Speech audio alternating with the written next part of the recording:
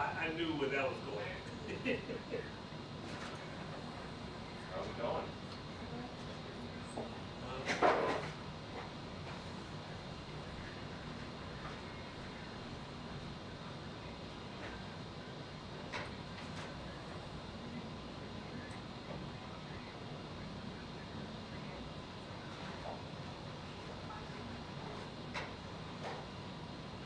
Well, they got it at the wrong spot. They should have left it where it was.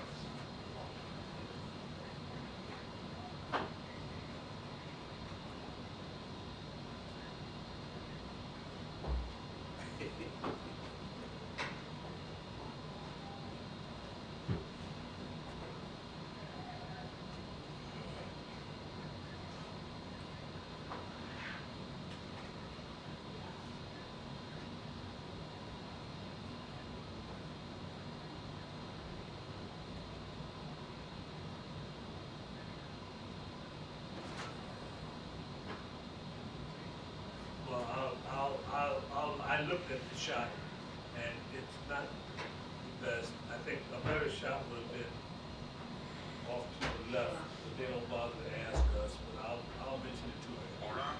Rispetto a passare il libretto tra Karine Jean-Pierre che Paphos nel retrato That's a, yeah. Però gli altri indietro che avevano si incavenano tanto con questa cosa. Lo viene proprio. Right. Okay. Okay.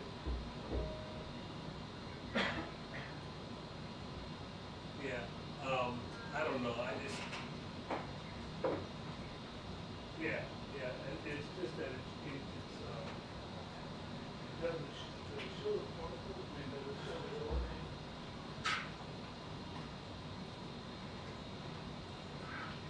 Yeah.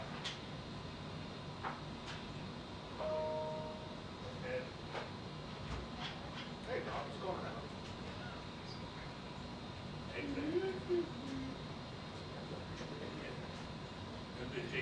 If they come through the other side, if they come through the other way, then he is going to be totally out of the shot. Well, I'll try to talk to her.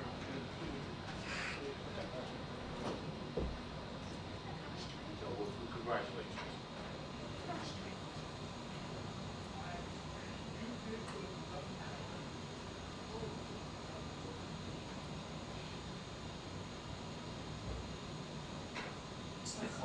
Last one.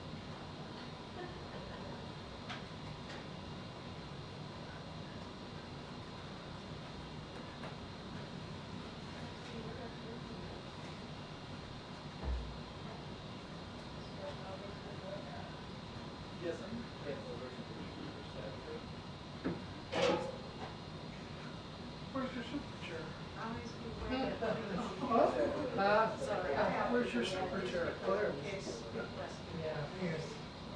And then, my table. Very humble. A humble office.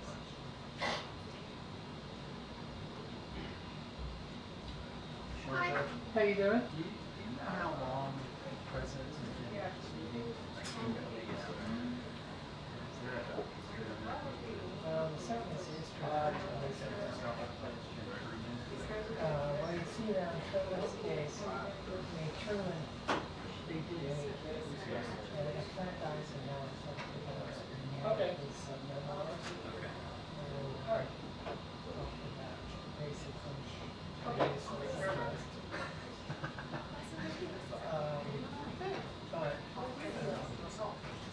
Truman's case, really then begins. Truman was, because of the circumstance he lived in, people left there, not knowing about the bomb. He was very interested in salvation. So at the Jackson, Jefferson Day dinner, Jefferson he announced he wasn't running for Canadians everywhere, and then he tasked the head of the Bureau of the Budget both get information that would be useful for the transition. And then during the summer, he invited the candidates, BuzzFeed and Senator Eisenhower, to come to the White House and for a day, and they would meet with the cabinet and the White House, and they could answer the questions.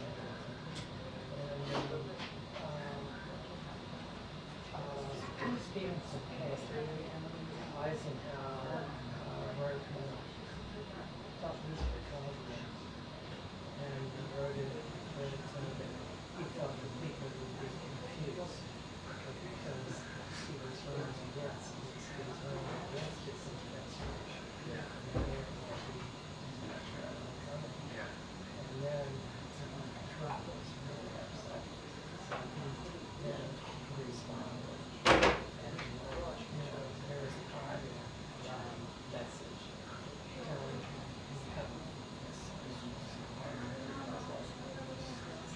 but it's a good exchange. I'll copy. I wrote it on How are we? yeah. Is there time to shine again? Huh? Is there time to shine again? Oh gosh, it's an interesting time. We have a different model. Yes. The government has been waiting for 4 years. And it's really interesting to see how they address it. Yeah. And who was involved. I don't even know, were they even using the GSA space for anything yet? Not really. I think remember GSA handed over documents to law. That's enough. And that was it. I'll catch up with you soon. So anyway, I'll send it to you. Yeah, I just got curious given tomorrow's meeting Yeah. with these guys, like how long of a history. But it goes back to Eisenhower. Yeah. Dude, Eisenhower.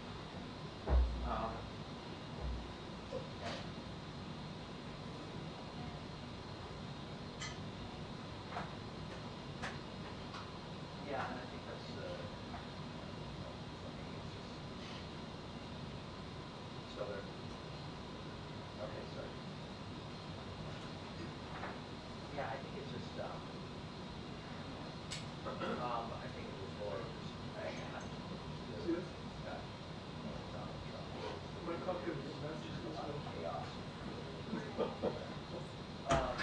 right, it is what it is. Huh?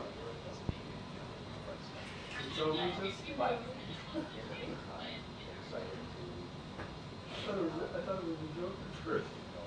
have our St. Croix Christmas vacation. Huh? To the winner go the spoils. So, no, I'm seriously excited. Wow. I was gonna ask you, is you still doing a tennis program?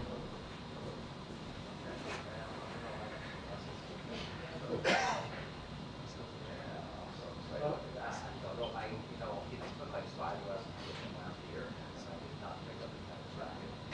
What's The the rest value? of the year. No, it was just, and part of it was just selection. What position? So, but I'm not gonna do the same thing. I'm ready to think about it. I'm gonna do it every day. So, a couple of things. We need to go down one of the break house ocean. So it's just gonna be 3 of us. And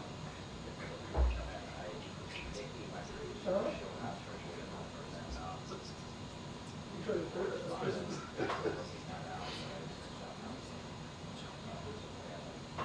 so I don't know if, the way we had done the whole room. It's been a crazy couple of days. I'm just looking at it, we need to add another $50 to the 171 room.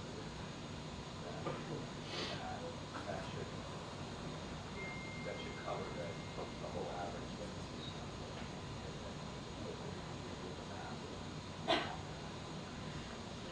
Take a look at it. The biggest thing was just accommodation room. That was cap at $400. Indian this year. So, See that? last I heard it was 2:30. It's worse. You know the guy that worked on your not this thing? So, do the math, let me know if there's any differences. You know the guy that worked on your But right now we'll go down to what the current number is. And I'll send you like who's gonna be where,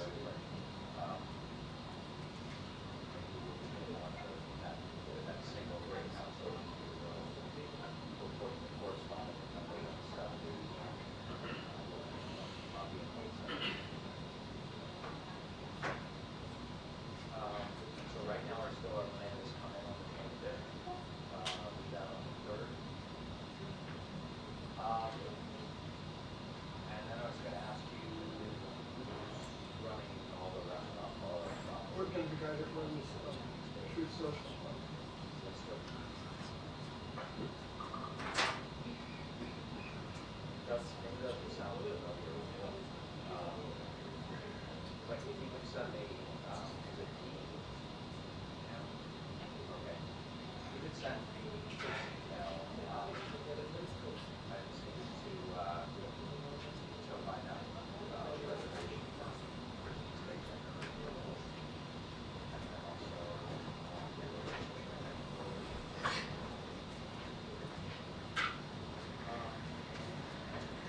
otherwise, one, then he asked me for the remaining payment. He said, okay, we obviously put tonight's deposit on each room. He said, okay, each person just individually pays the remaining balance. Okay, check out or. Unfortunately, it just so.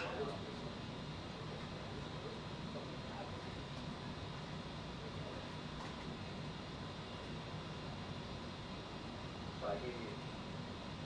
Cash the bill. Is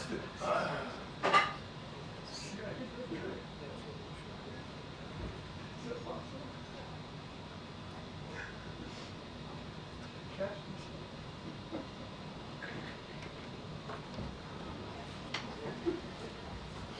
Yeah, check and fine.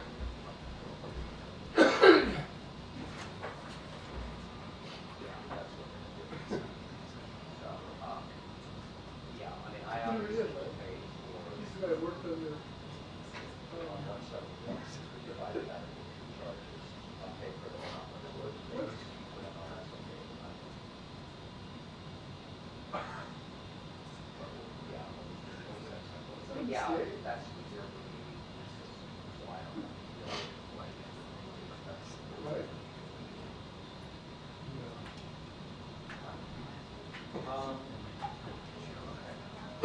great.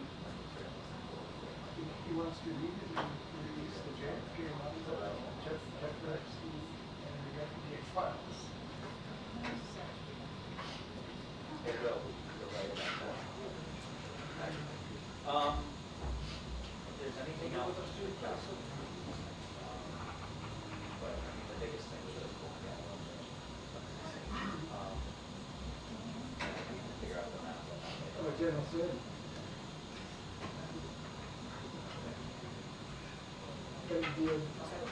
DOD.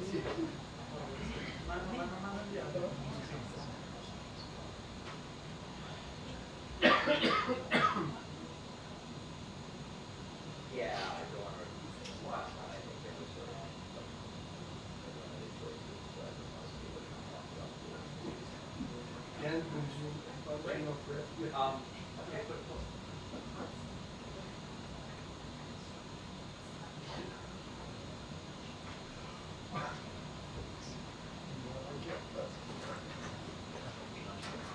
Yeah, I think we're all lined up on Mike. Joe Rogan or something. Yeah. Yes, I want to say it.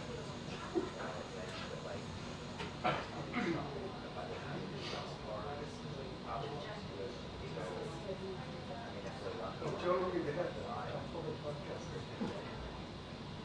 Yes.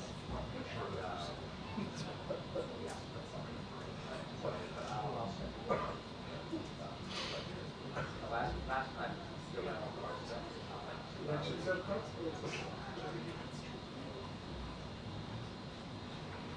Oh, my goodness. Yeah, we did on Christmas Day. So we got the first last year, the White House. That was your president. Yeah, it stayed over for the White House. So I run the biggest. Yesterday. Yeah. She went first to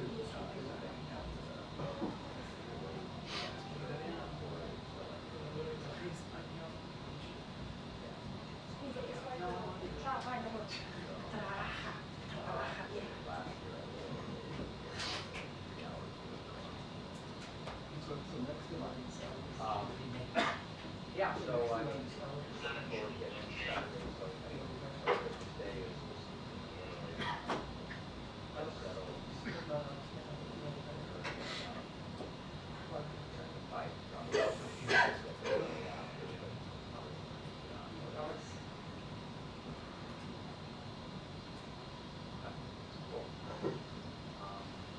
All right, well, just like I said, call me anytime. And the number I called you on right now is my personal phone. So, like your work phone is just my work phone. Yeah, great. All right, well, it's great to see you. And I look forward to seeing you there. Okay. All right, take care. Have a great afternoon. Okay, all right. Bye-bye.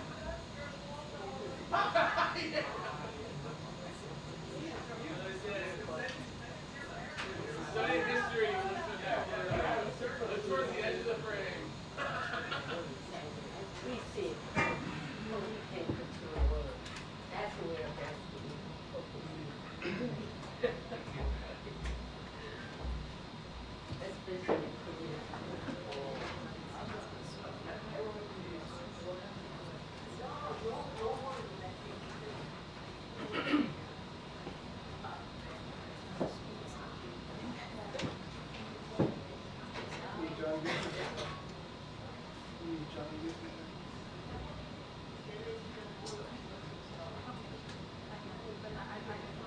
It'll let him come in. Huh?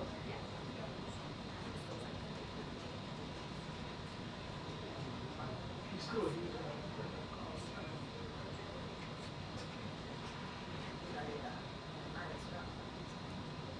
It's not the same one.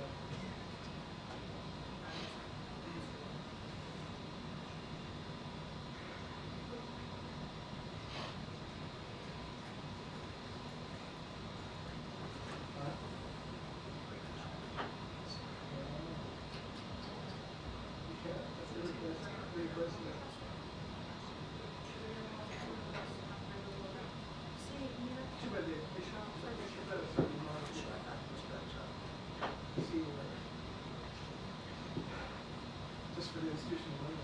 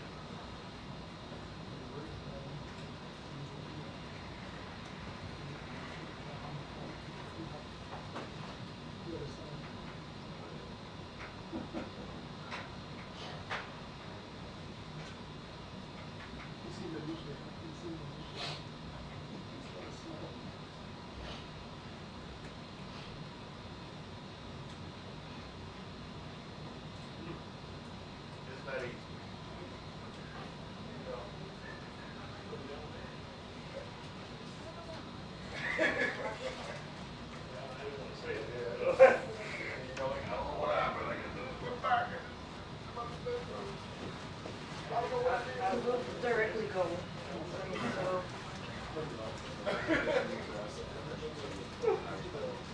I don't know. They will read that show. All of them. All those ones that are corresponding. I don't know.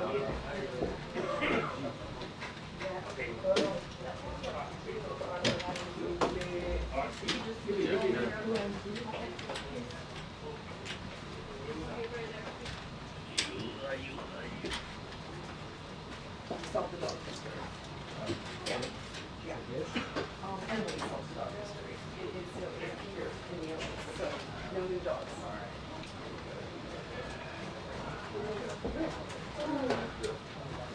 I'm sorry, girl. Indonesian press, we can meet outside. The Indonesian pool, just outside. Thank you. Yes, sir. I'll come back for your camera, Jeff. All right, can you pack this thing up? Take it there, take your card, I'll get it there.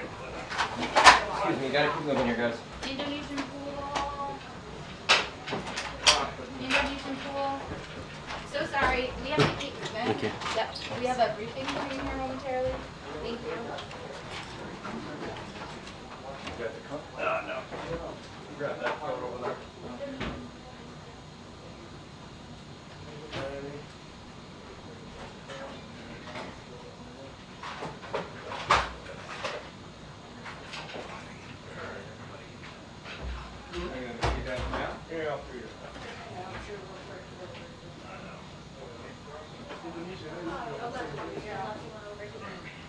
It's fun. Yeah, how are you doing?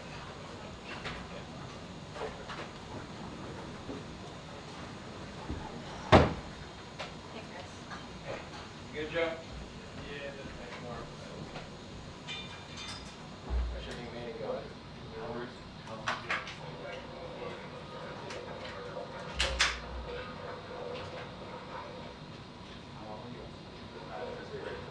I'm calling everybody now. I need maybe like 10 minutes. Okay, great. Just send us a note or pop back. Yes, I'll call back. Yeah. Thank you.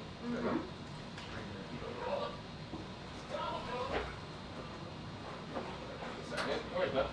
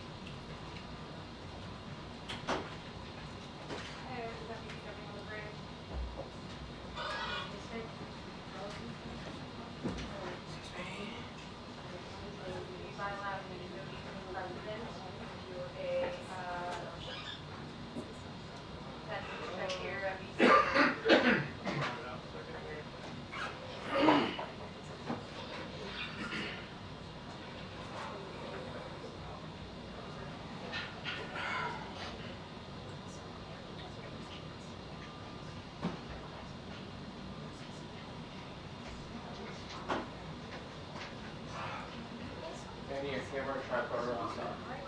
Just in case we get pulled, we'll have this thing going outside. What's that? Alright, they're out the pool. For video.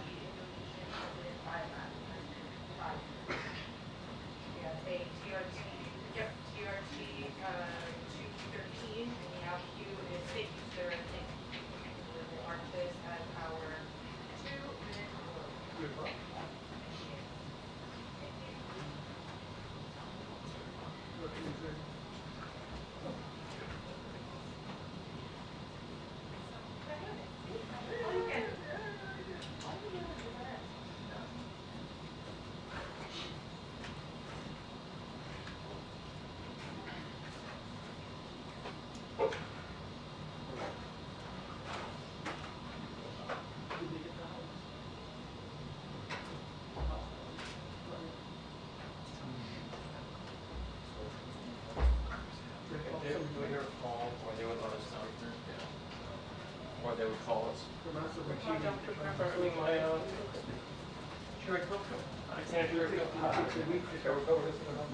I put it somewhere.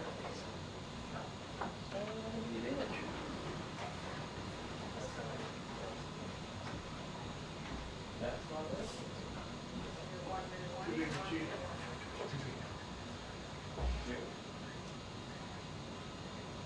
Alright, looks like I'm buying another soda.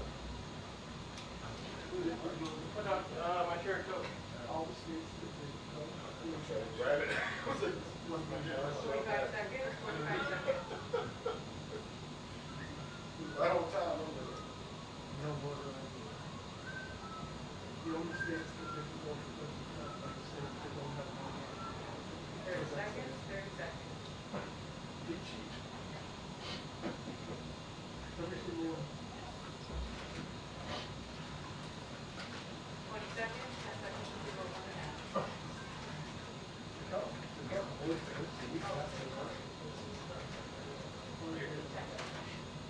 Ten seconds. I live in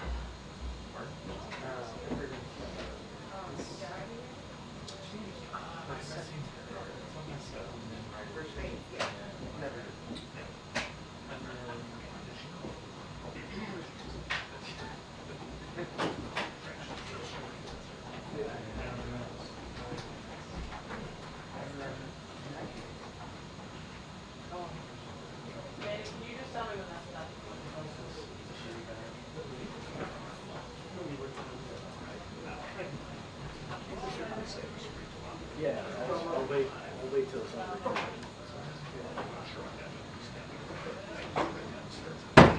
I will when it starts.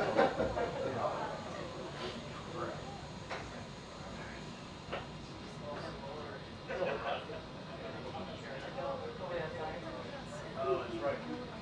Yeah, you want me to see that? It was last time this once.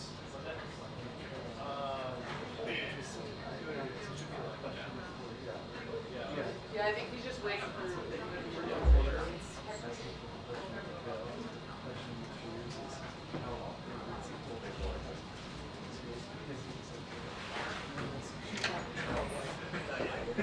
No, I got it. I know, mine is too. Hey, let me know if I need to jump away from this.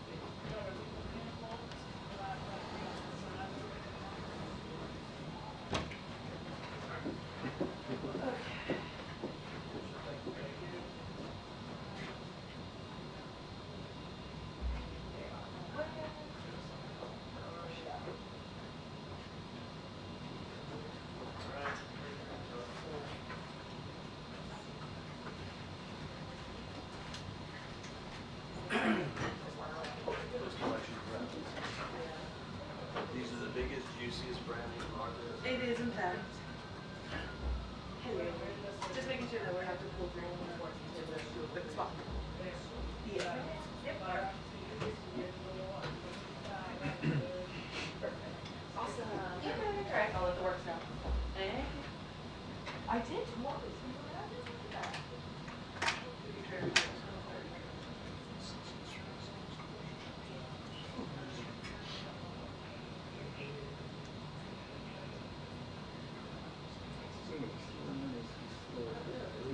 Seriously. I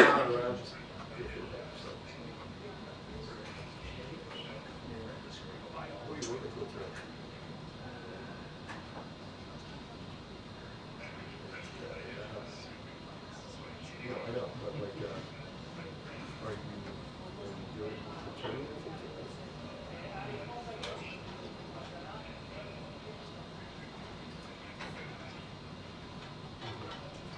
So what do you, hello, Jenny, how are you? Nice to see you. Then what do you think of that? Yeah. How are you? So you use that to try and generate more groups and stuff?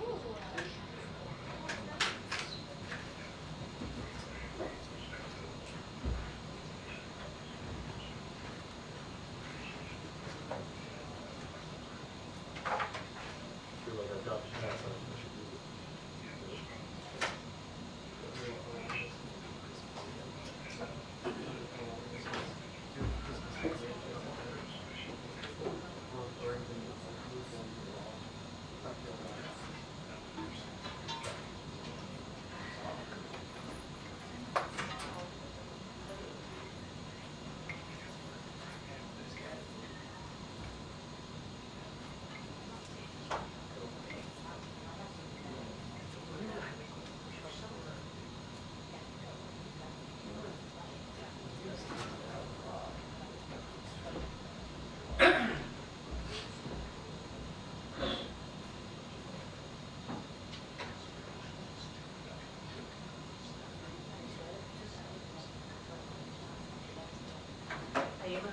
כן, לא, אין לי. לא, לא.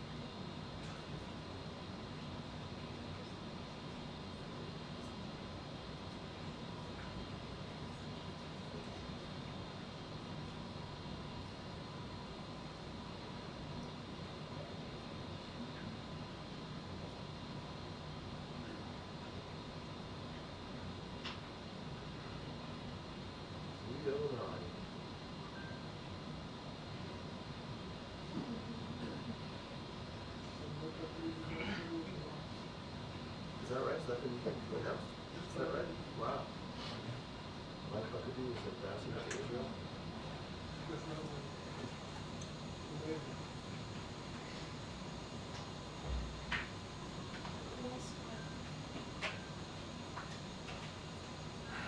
It's less than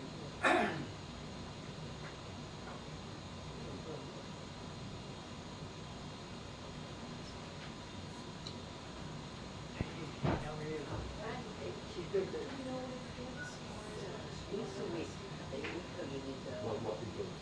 This. 2:30 p.m.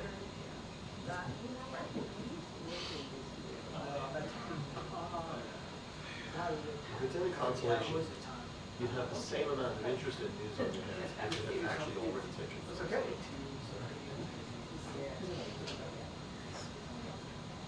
When was that?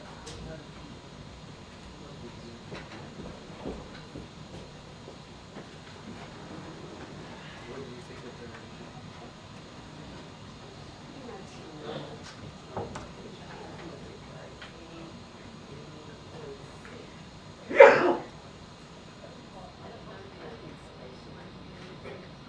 So he says he's practicing golf.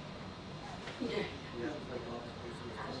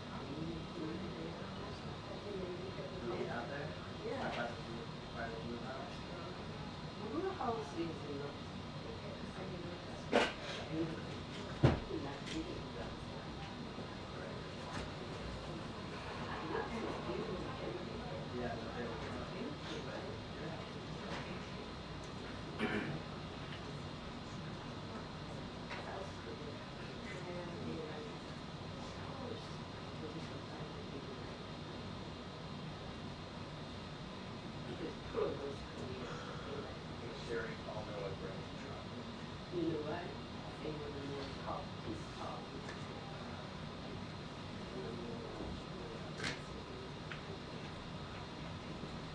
Hey. Oh, yeah, he's doing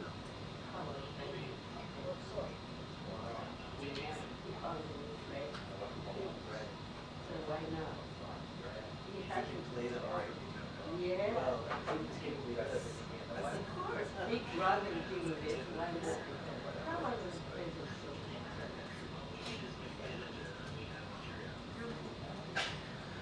Maybe it is, and 10 is now they put the units in the book.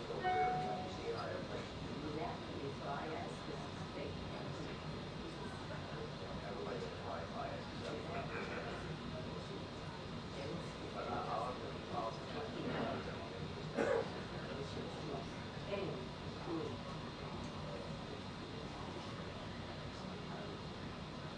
Why they say 10,000?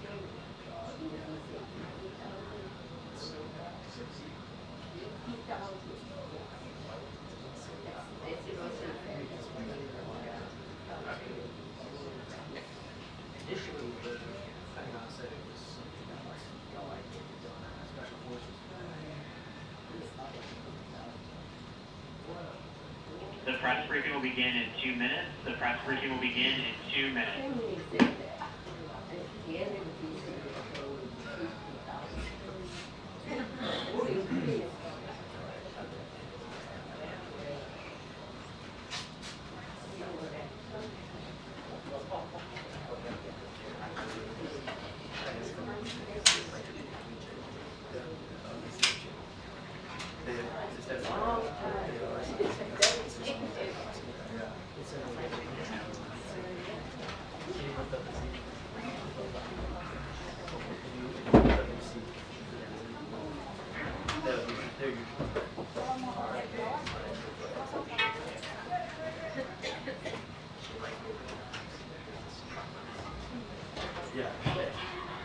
Hello, how are ya?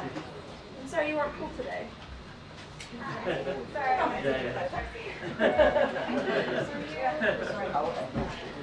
all of the scenes are like, as a person,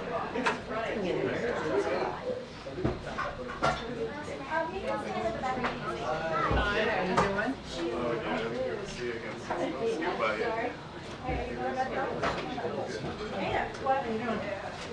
Good, good. Yeah, exactly.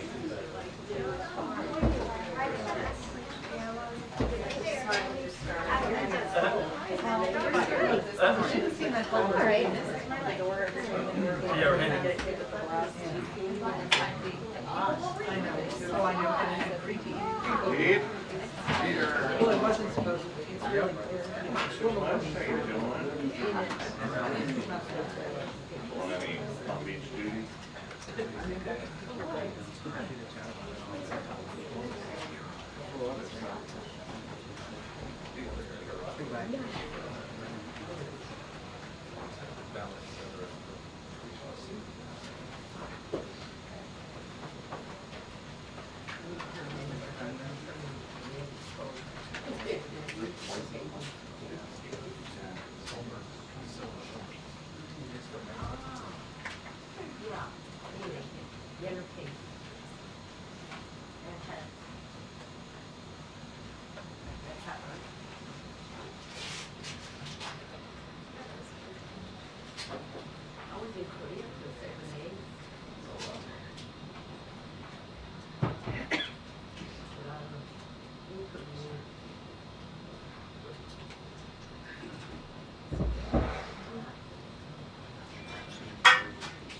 That's what I'm saying. Yeah.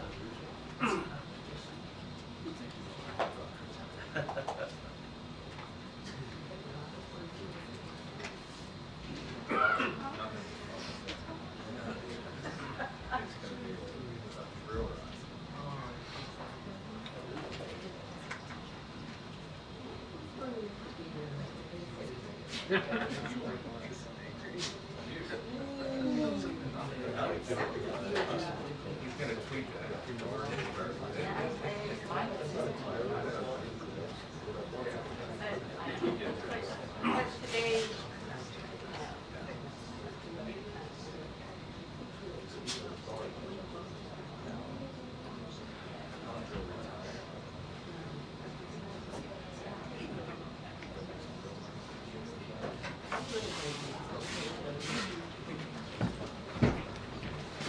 Good afternoon, everyone. Okay. So this afternoon, President Biden welcomed the President of Indonesia to the White House. The two leaders commemorated 75 years of diplomatic relations and discussed global challenges, including Gaza and the South China Sea. As the world's second and third largest democracies, the United States and Indonesia share a commitment to addressing evolving challenges and capitalizing on emerging opportunities. The leaders also discussed sustainable approaches to food security, clean energy, democracy and pluralism, regional peace and stability, and people-to-people ties, as well as advancing our cooperation in humanitarian aid and disaster relief. And earlier today, President Biden also welcomed President Herzog of Israel to the Oval Office. You heard from the president himself. His commitment to Israel's security is ironclad, and our two countries share a deep friendship. We will have a readout later today on their meeting. And with that, Will, you want to kick us off? Thank you. Yeah, I have two questions. Will President Biden meet with President Xi during APEC or the G20? I don't have anything to share with you at this time. We certainly will have more to share on the details of his visit to Peru and also Brazil. As you all know, we're leaving on Thursday. We'll have more to share, and as we normally do, we will have press calls for all of you to get some details on the trip, on the one of his final ACONUS trips, as you all know. But I don't have anything to share on a phone call with President Xi or a meeting with President Xi. On another topic, why does President Biden feel compelled to invite President-elect Trump to the White House and continue a tradition that wasn't followed 4 years ago? Is it possible that the politics in this country have sort of evolved past the norms?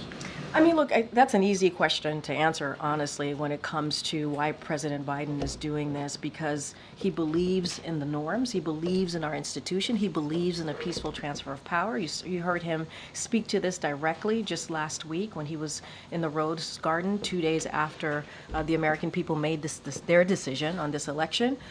And it is important to him. It is important not just because it's important to him, but it's important to the American people. He said the American people deserve this. They deserve a peaceful transfer of power. They deserve a smooth transition. And that's what you're going to see. He reached out to President-elect Trump and asked for a meeting, for them to meet in the Oval Office. You're going to see that tomorrow. That is what is the norm. That is what is supposed to happen. And also that's what the American people deserve.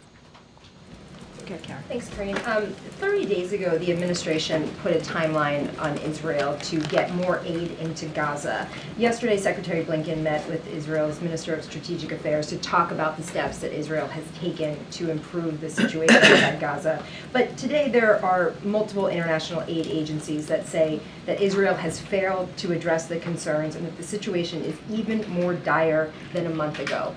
Does the administration think that Israel has taken enough steps, or do you agree with these aid organizations and their assessment? So a couple of things. Let me just take a look back at the last 30 days.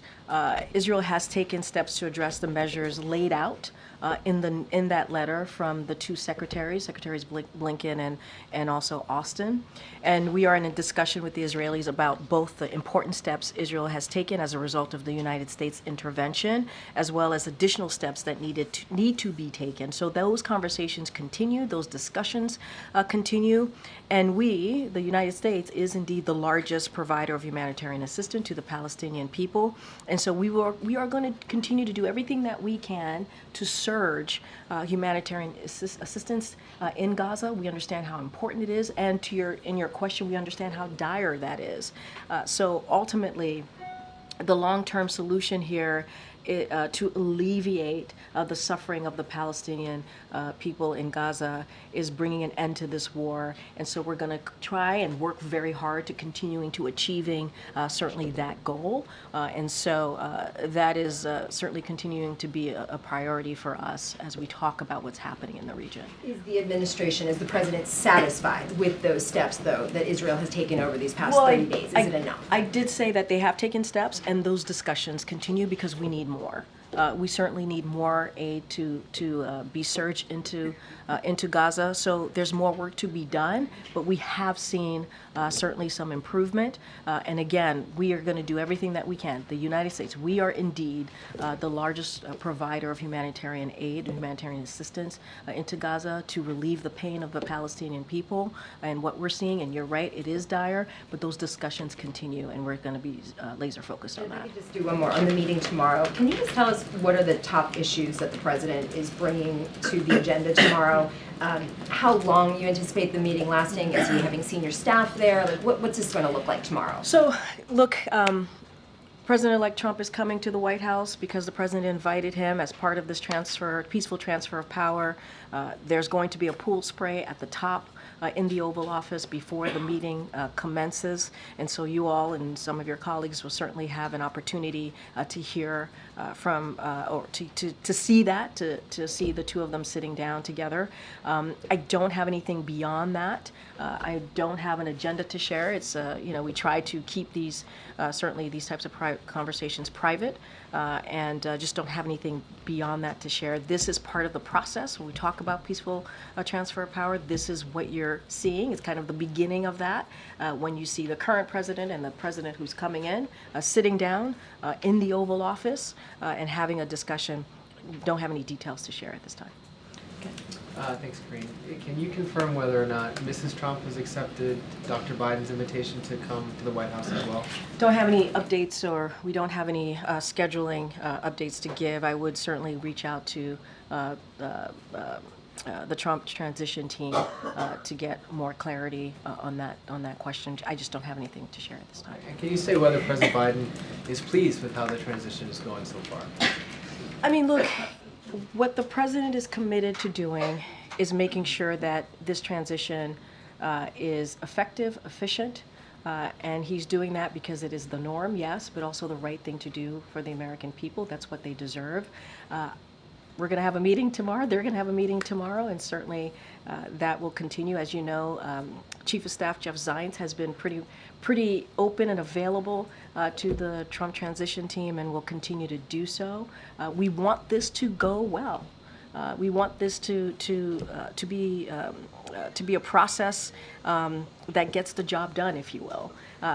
And so, look, it's certainly, we're going to do everything that we can. The president trusts his team to get that done and do it the best way possible.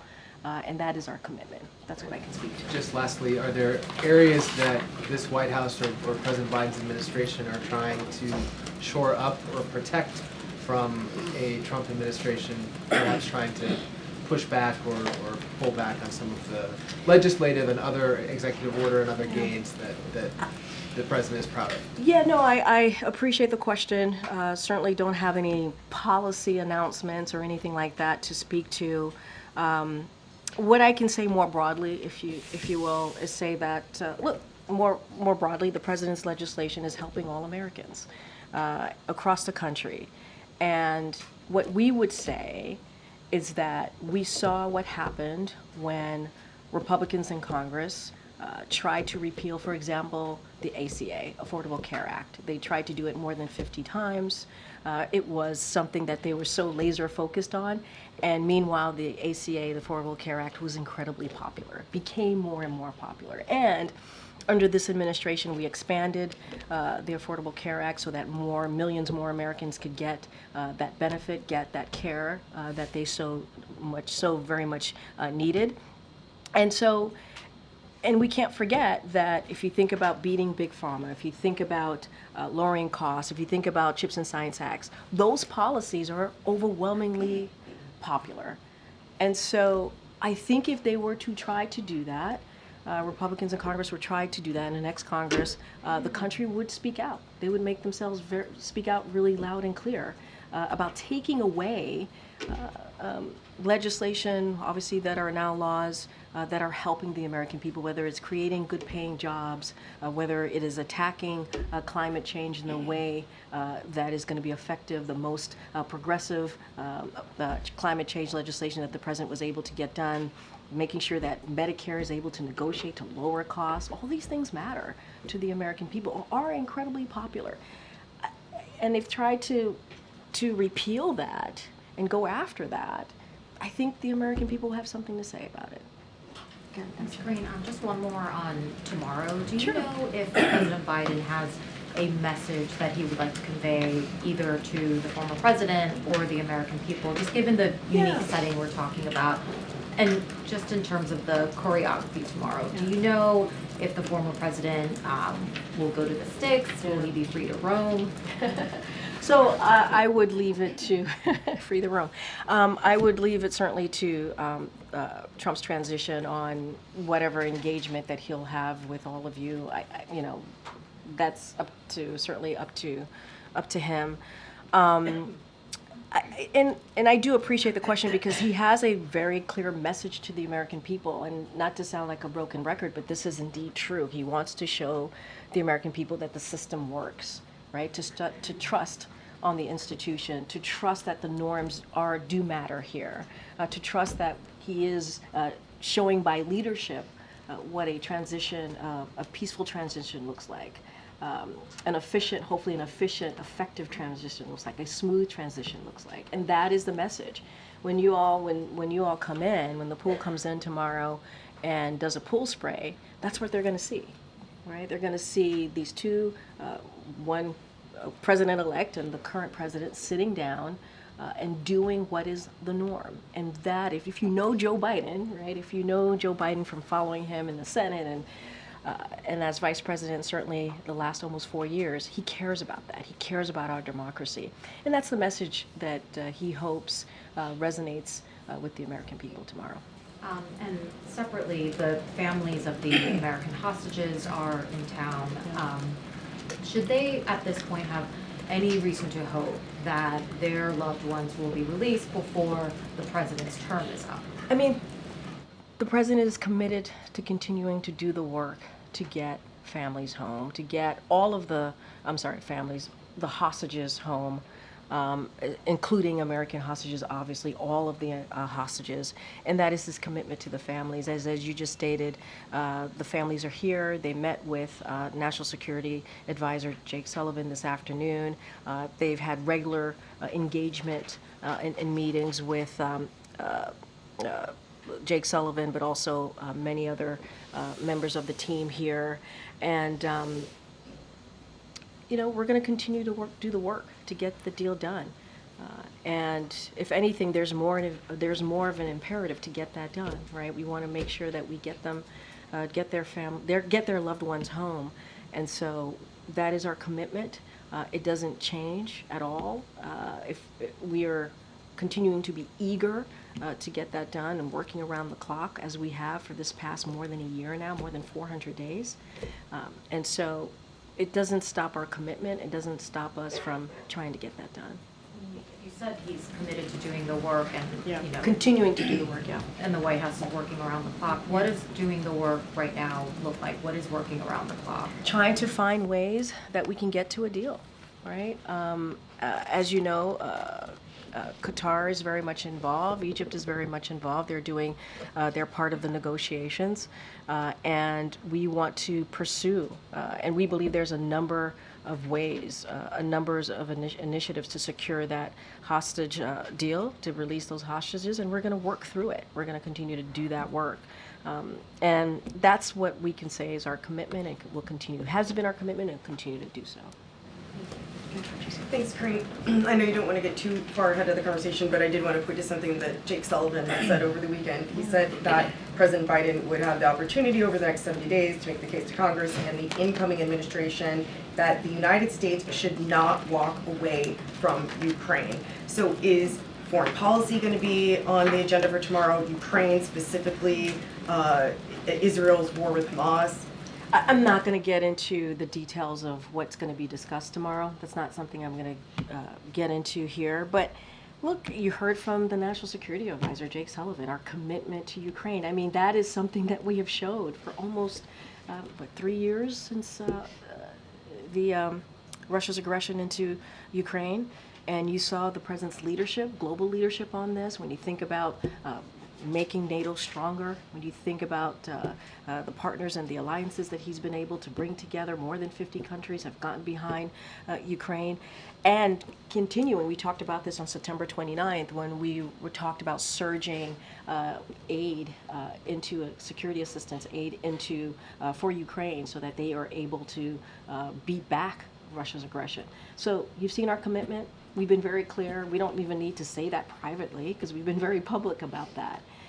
And getting to, it just went back and forth about making sure that we get a hostage deal and so that we can get hostages home, all hostages home who have been held by Hamas.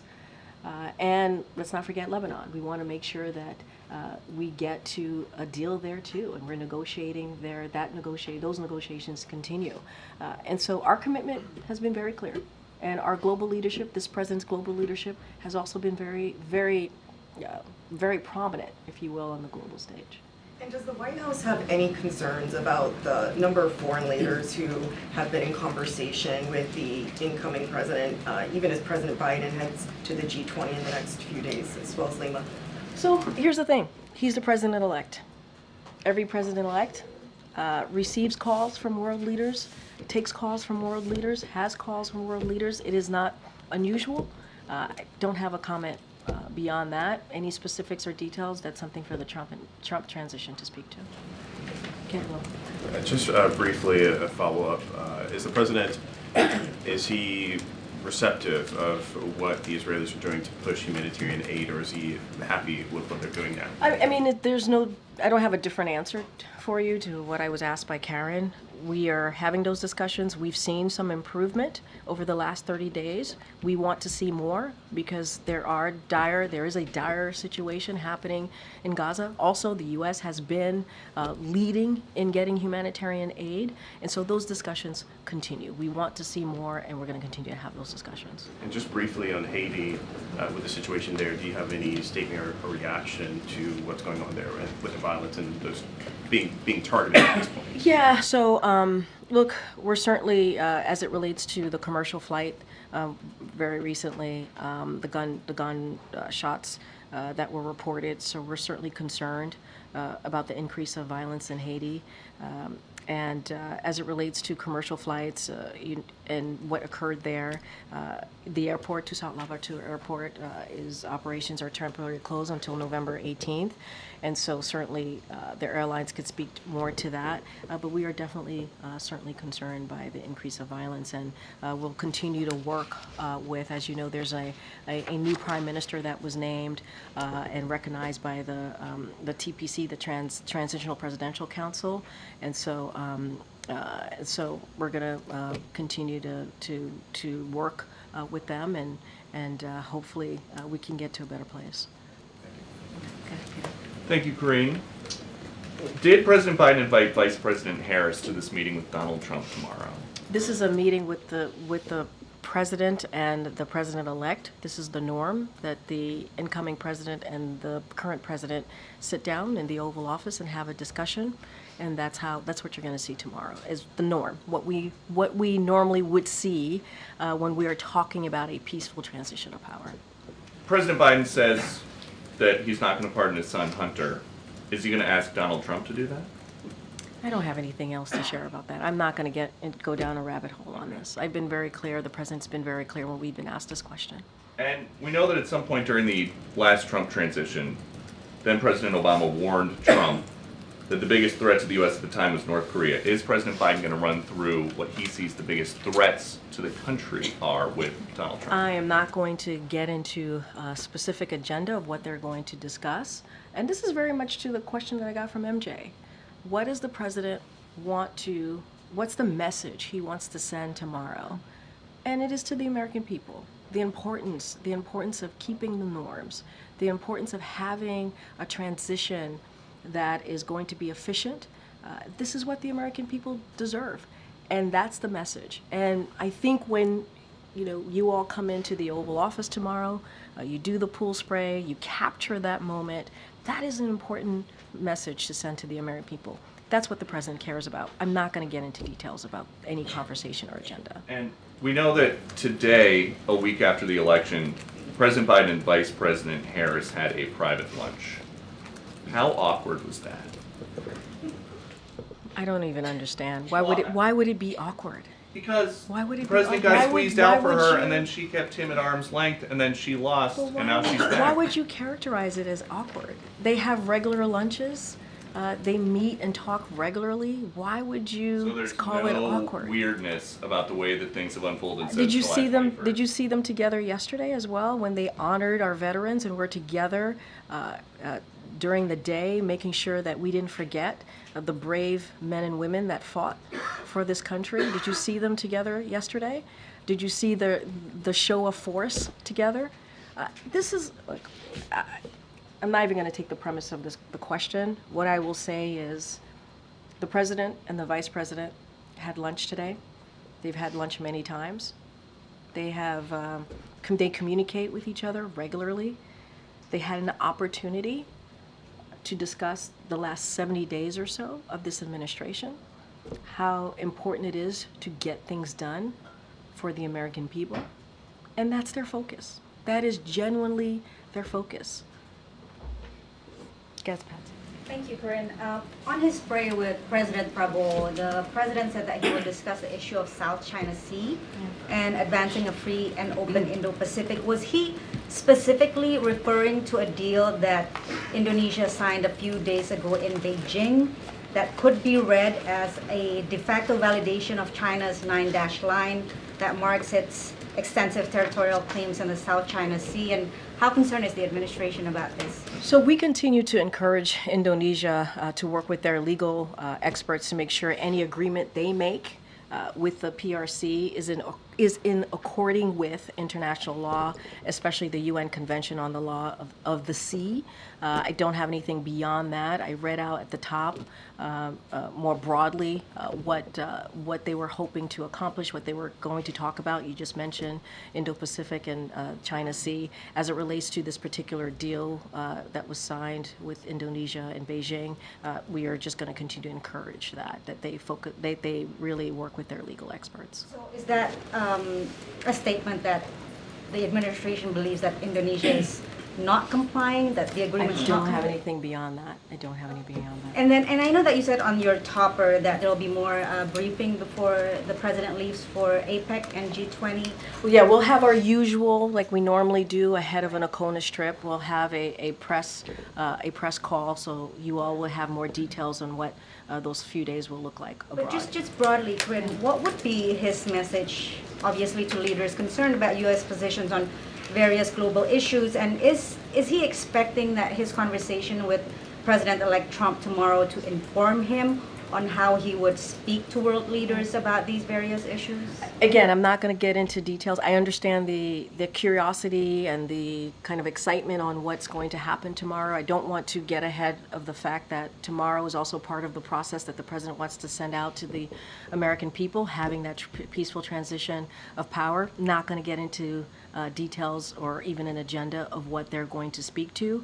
As it relates to the president and the global stage, that's what you're going to see when he is in Peru and Brazil. The president, again, on that global stage, he's going to continue to talk about and focus on the progress we've made in the last 3 years plus, on an array of important issues that matter to the people who will be there, to all the world leaders who will be there, whether that's continuing to strengthen our alliances and partnerships, standing with Ukraine and standing up against Putin, And also, as we were talking about, a range of issues when it relates to from Indo-Pacific to also the Middle East. That's what the president is going to focus on, and I'm going to let the two leaders, the president and the president-elect, have their private conversation. Not going to get ahead of them. They deserve that, but certainly we are indeed sending a message to the American people. That's what they deserve. They deserve this process, and that's what you're going to see tomorrow. Briefly on Francesca's question, just to hone in, I know that you say that the president-elect can have these conversations with these world leaders who call and congratulate.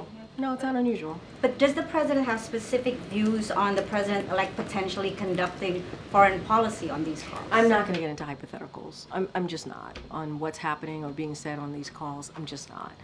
It is not unusual for a president-elect to have conversations with world leaders. That's what's happening. I'm just not going to get into hypotheticals. Go ahead, Gabe. Thanks, Karine. You mentioned a little bit ago that several countries were still working together to secure a ceasefire deal, and you mentioned Qatar and Egypt. Didn't Qatar pull out of mediation? Its mediation? Yeah, and I will. I appreciate that. I will let Qatar speak to their own decision. I'm not going to certainly speak to that, and I'm not going to get into any other private conversation. What I said is that what I'm trying to convey is that we're going to continue to pursue certainly a number of initiatives to get the hostages home to their families. That is an ongoing work in progress, if you will, and that's going to be our focus. But doesn't that change, that Qatar pulling out of that mediation role, doesn't that signify that these hostage talks are very far off? And so look, Qatar is going to have to speak to whatever decision that they made. I'm not going to speak to that. I'm not going to get into private conversation. What I'm trying to say is we're going to continue to pursue a number of initiatives, continue those conversations on how to make sure we secure the release of hostages. That is ongoing. That is certainly ongoing. And so not going to, we're very careful. We don't negotiate from here, not going to negotiate from the podium, but certainly the work is ongoing. And back to the humanitarian aid in Gaza that you discussed earlier, that was a U.S. deadline. That was a month ago. Yeah. You said that Israel has taken some steps, but among those steps are the U.S. had asked 350 humanitarian aid trucks a day. We're nowhere near that point. Is the U.S. essentially giving Israel a pass when it comes to humanitarian aid? No, absolutely not. I mean, that's why the conversations continue, the discussions continue. We have seen Israel take some steps to address the measures of getting the measures laid out that were in the letter. We have seen that. But is that acceptable? We want to see more. That's what we want to see. That's why those discussions continue.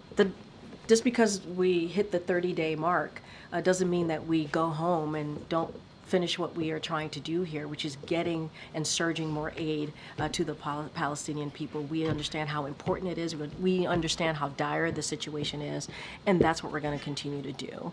And at the same time, and you've heard us say this, the best way to deal with this, the best way to alleviate the suffering that we're seeing of the Palestinian people in Gaza is to get to a deal here. And we're going to continue to be laser focused on that. And finally, has J.D. Vance been issued an invitation to the White House either tomorrow or in the future?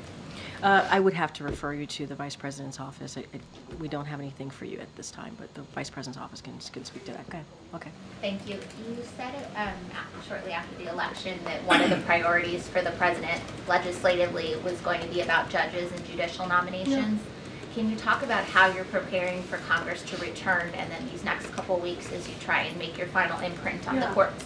So I will say that's something that we've been doing throughout the almost 4 years. This push is making sure that these qualified judges get through. And so there's really nothing new to the process. It's just a continued focus that we want to make sure in the next 70 days or less now that we want to make sure that happens. And it's important to the American people. And this is not a partisan issue. This is bipartisan, and we have seen this in this type of period of time, in other a transition period, if you will, where the sitting president has been able to get some judicial judges go through. And that's what we want to see Congress. We want to see Republicans and Democrats come together, as they have, to get these key judges through. Let's not forget, we're talking about what's right for the American people. We don't want to see, backlogs, if you will, when it comes to getting criminal cases through. This is the norm. This is part of what we've seen in the past when we're talking about a transition period. So we're continuing to do that work. There's nothing new. We just we want to make sure that work continues. Do you have a point as when you expect to make your final nominations? I don't have anything specific for you. I'm sure that we can talk to the Office of Leg Affairs on anything more specific on a timeline, but this is one of our priorities that we want to make sure that we get done for the American people. Okay, Brian. Thank you. Thanks a lot. President Trump has promised to launch the largest deportation in American history when he becomes president. Are there steps that President Biden is taking in the next 70 days to try to protect certain populations in the United States from deportation? Does he want to extend parole or take other steps that would protect people from that deportation program? So don't have any new policies to announce at this time. And I want to be careful, like I don't want to get into hypotheticals on what the next administration is going to do or not do. That's not something that I'm going to try to address from here. It is not something that we will be addressing from here. What I can speak to is what the president has done over the past almost 4 years in dealing with a broken system, a broken immigration system that has been broken for decades now, and trying to work with Congress on doing that. And as you know, there was a bipartisan deal that came about from the Senate that Republicans and Democrats, obviously bipartisan as I just stated, worked on. And we of course would love to see that go through. We would love to see that happen. The president was ready to go, and Republicans were told not to move forward because it would help Joe Biden, which is really unfortunate. Because it would have dealt with this broken system that we have, and it would have dealt with the challenges that the Border Patrol agents were facing at the border. That is something that would be great to get done. But I'm beyond that, I don't have anything to share beyond that. Okay, Scott. I'm going to start wrapping this up. Thanks, Karine.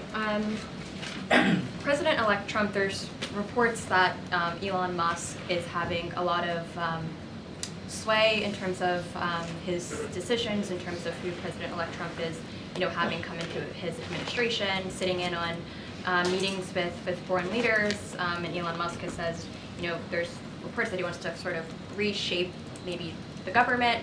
Is President Biden concerned at all over Elon Musk's influence over President-elect Trump and potentially what that could look like for the country? That is for the president-elect to decide on. I'm not going to comment on personnel decision or personnel choices that the transition announces or being reported or what's happening in that world. It is not for us to speak to. The president's going to focus on the next 70 days and what's at hand. Focus on the American people. Focus on making sure that we have a transition process that's orderly. And that's what we want to make sure that we keep our promise, right? That honoring our democratic principles. What the president-elect does and who he speaks to and how he wants to think and envision his administration, that's up to him. And just one more, kind of completely shifting gears here, but President Biden, is it still the plan to travel to Africa at the top of December? Is that still on the agenda? That's still on the agenda, as I mentioned, I think from here at the podium behind the lectern when we had to pull that trip down and reschedule it, obviously, because of what was happening here domestically with a historic hurricane. We had said that the president would go the first week of December. That still is the case. The president is very much looking forward to visiting the continent, visiting Angola. When we have more to share, we certainly will share that. We have an ACONUS coming up, so we got to do this one ACONUS at a time, if you will, and we certainly will have more to share. Thank you, Karine. Could you talk about what are the key goals this administration would like to achieve in terms of U.S.-China relations, since you have invested significantly into this relationship. So what do you like to achieve before you're handing over to the next Yeah, I administration? appreciate the question. If you indulge me a little bit, because I think this is important.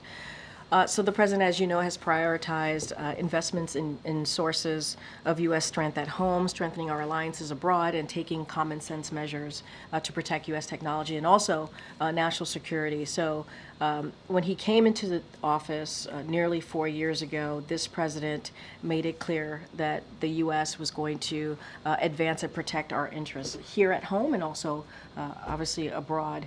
And the framework of this administration's China policy, which is invest, align, compete, has remained constant for over those almost 4 years. And so, but at the same time, the president's also been very honest and has emphasized the importance of responsibly managing the U.S.-China relationship.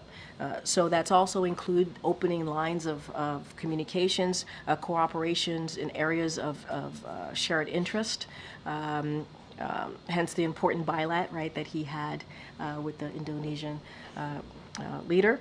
And so he's going to continue to advance the U.S. interests when it comes to engagement with the PRC, just as he's done for the last 4 years. So that continues over the next several weeks, couple of months. So